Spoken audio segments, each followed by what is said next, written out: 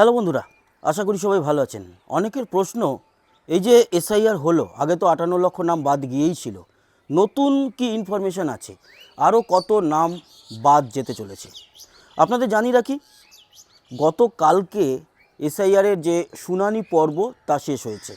শেষ হওয়ার কথা ছিল আজ শনিবার, কিন্তু কাল রাতের খবর অনুযায়ী অলরেডি শুনানি কমপ্লিট 13ই ফেব্রুয়ারির মধ্যে।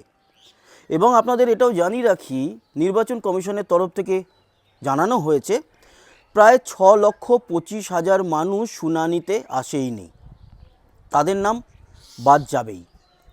তার আর কোনো রকম রাস্তা নেই ফেরার। তবে 1,36,00,000 মতো যে শুনানি হয়েছে, তার মধ্যে তো 6,25,000 আসেনি। সেক্ষেত্রে কি দাঁড়াচ্ছে? 58 লক্ষ নাম আগেই বাদ গিয়েছিল, তার থেকে ওই 7 জনের মতো খুঁজে পাওয়া গেছে, আপনারা জানেন। তো ম্যাক্সিমাম হলে ওই 7 থেকে 10 জন ফিরবে, এতে ওই 58 লক্ষর উপরে সেরকম কোনো এফেক্ট আসছে না। তাই ওই 58 লক্ষর সঙ্গে এই 6,25,000 জুড়ে গেলে প্রায় 64 লক্ষ হচ্ছে। এই 64 লক্ষ অলরেডি বাদ চলে গেছে, খসড়াতেও নেই এবং আগামী যে ফাইনাল লিস্ট আসবে 28 তারিখ নাগাদ, 28 এই ফেব্রুয়ারিতে, তাতেও থাকবে না।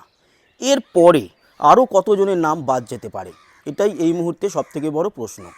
দেখুন, এই যে রেগুলার শুনানি হয়েছে, তার যে ইনফরমেশান, তার যা কাগজপত্র জমা পড়েছে, সেগুলো আপলোড হয়েছে ডে টু ডে, এবং সেগুলো থেকে যে রেশিওটা বেরিয়ে আসছে, তাতে দেখা যাচ্ছে যে প্রচুর মানুষ এরকম রয়েছে যারা 13খানা যে ডকুমেন্টসের কথা বলেছিল নির্বাচন কমিশন, সেগুলোর একটাও দিতে পারেনি। ফলে তারা যেগুলো জমা দিয়েছে, যেরকম প্যান কার্ড, যার কোনো ভ্যালু নেই এই নির্বাচনের সঙ্গে যুক্ত হিসাবে, এবং বা ওই 13টা ডকুমেন্টসের মধ্যে, এবং পেপার কাটিং জমা দিয়েছে। নির্বাচন কমিশন তো বেশ কিছু তথ্য দেখে নিজেরা হাসবে না কাঁদবে এরকমটাও মানে বুঝতে পারছে না। তাই সেই রেশিও ধরে যেটা দেখা যাচ্ছে, এই 1,30,00,000 যে লোক, মানে 36 লক্ষর মধ্যে 6 লক্ষ তো অলরেডি শুনানিতে আসেইনি, তারা তো এমনি বাদ। 1,30,00,000 মধ্যে 10% লোকের নাম বাদ যাবে, সেরকমটাই কিন্তু জানা যাচ্ছে।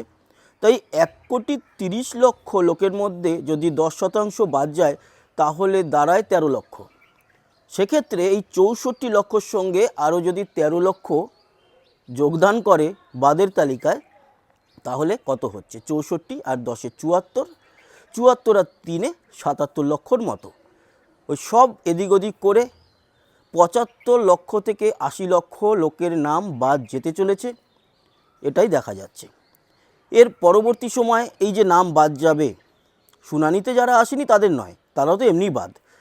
যাদের নাম বাদ যাবে, এই যে 10% বলা হচ্ছে, মানে 13 লক্ষর মতো, এদের মধ্যে থেকে যদি নতুন করে কেউ অ্যাপ্লাই করতে চায়, তাহলে 28শে ফেব্রুয়ারি যেদিনকে এই যে ফাইনাল লিস্ট আসবে, সেই ফাইনাল লিস্টের 5 দিনের পর বা 5 দিনের মধ্যে, মানে 4-5 তারিখের মধ্যে তারা কিন্তু ম্যাজিস্ট্রেটের কাছে গিয়ে আবার অ্যাপ্লাই করতে পারবে।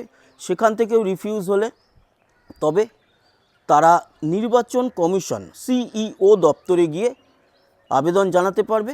সেখান থেকে ক্যান্সেল হলে আর কিন্তু কিছু করার থাকবে না, তাদের নাম পার্মানেন্টলি বাদ চলে যাবে। তারপর কি স্টেপ আসবে তাদের বিরুদ্ধে, সেগুলো তো গভর্নমেন্ট বুঝবে, বা নির্বাচন কমিশন তখন সেই ইনফরমেশান গভর্নমেন্টের হাতে, স্বরাষ্ট্র দপ্তরের হাতে দিয়ে দেবে যে এই মানুষগুলো, বা এই 58 লক্ষ যারা মৃত বা শিফটেড, সেগুলো ইয়ের তালিকায় পড়বে না, মানে গুনেগার বা অপরাধী তালিকায় তারা পড়বে না, কারণ মারা গেছে বা শিফট করেছে, নাম বাদ গেছে। শিফট করেছে মানে কোথাও না কোথাও তাদের নাম রয়েছে, এবং ডুপ্লিকেট ছিল, দ্বৈত ভোটার ছিল, সেই যারা ছিল তাদের তো কোনো অসুবিধা নেই। এই যে 6 লক্ষ লোক যারা শুনানিতেই আসেনি, এরা কিন্তু বকলমে এক প্রকার অপরাধী হয়ে যাচ্ছে। দ্বিতীয়, যাদের প্রপার নথি নেই 13 লক্ষ লোক, সেই 13 আর এই 6 মিলিয়ে 19 লক্ষ লোকের ইনফরমেশান স্বরাষ্ট্র দপ্তরের কাছে নির্বাচন কমিশন পাঠিয়ে দেবে যে দেখুন, এরা ভারতীয় নাগরিক হিসাবে কোনো তথ্য জমা দিতে পারেনি, বাকি এবার আপনারা বুঝে নিন। তারপর স্বরাষ্ট্র দপ্তর তাদের সঙ্গে কথা বলবে, সেগুলো পরের ব্যাপার। আপাতত এই ইনফরমেশন, তবে প্রপার একেবারে যে ফিগারটা সেটা 28 তারিখেই আমরা জানতে পারবো, যেদিনকে একেবারে ওই ফাইনাল লিস্ট আপলোড হবে। আপাতত এইটুকুই, এই ছোট্টর উপর ইনফরমেশানটা দেওয়ার ছিল আপনাদের কাছে, সেটা দিলাম। ভালো থাকবেন, সুস্থ থাকবেন, আবার দেখা হবে। ততক্ষণের মতো টাটা।